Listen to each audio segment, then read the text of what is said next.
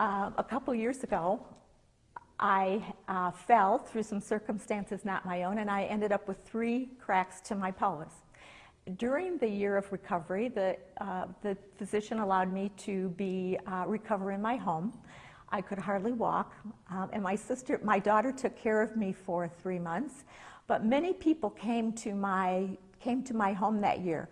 I had a visitor from I had visitors from Virginia. I had a visitor from the Philippines. I had visitors from Texas who actually spent the night at my house. And I had many other guests. And while I was recovering that year, I spent a lot of time in my pondering chair in my bedroom. But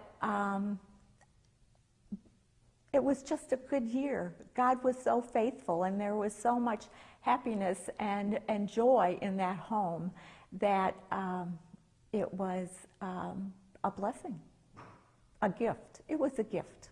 I can so relate to Hannah and her longing for a baby, her anguish and her suffering. My first pregnancy ended in miscarriage after 12 weeks, and no one really understood the depth of my grief, including my husband. And then about, a few months later, I found out about a book called The Ache for a Child by Deborah Bridwald, and it was like the first time that I felt like somebody really understood my thoughts. It was like she penned my thoughts to a T.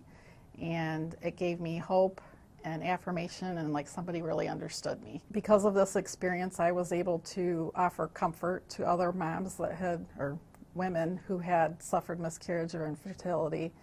And whether that was just offering a hug or just somebody that gets it, I understood what it was like to go through years of celebrating holidays like Christmas and Mother's Day and special events like baby showers, how difficult that was. So it was just a really growing time for me. Satan is not always ugly. Sometimes and a lot of times he's very deceiving, and he comes out at you and lures you in, and you just have to have your guard on, you have to have your armor on, you have to, as a child of God, I know that I have power because I have the Lord Jesus in my life, and I have the Holy Spirit in me, and that is the power to fight Satan off and say, get behind me, get away, I don't have anything to do with you.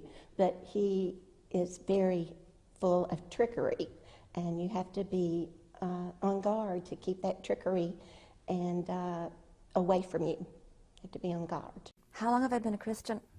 That goes back to my childhood. And then foolishly, after I graduated from college and into my early adult years, I walked away from the church. And something that I would highly recommend no one else do. Been pursuing the Lord seriously for almost 20 years now. As I've become more knowledgeable of God and His Word, I realize that He's completely faithful. He's always present. I've come to a place of rest and a place of peace. I know that I belong to Him. I know that I'm significant to Him. I know that I'm totally accepted by Him. I know there is sin and there are struggles during life, but as I've learned more about God, I've learned more about myself, and I'm just at rest. I'm at peace. I have joy. I have struggles. I have things to work through. It's all okay, because God is God. I became a Christian when I was 10 years old. My parents took me to church from day one of my life, and so I guess, at that age I thought that all those people they had something special, and I wanted to have what they had. I later, as an older teenager at a church camp, renewed that commitment to the Lord, and I've been walking with Him pretty closely ever since then. We've moved 18 times, so there was lots of changes, but that's when I became a Christian. For many years, I asked the Lord to make me like David. I wanted to serve the Lord and love the Lord and be a woman after God's own heart. And over many years of knowing Him as my best friend, He has drawn me back when I've gone to the right or gone to the left. And I think He has given me a love for him.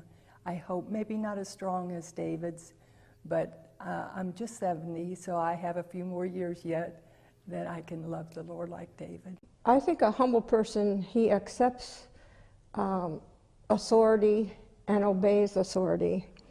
And humble people are not proud, and they are not judgmental, and they put their other people's needs before their own needs.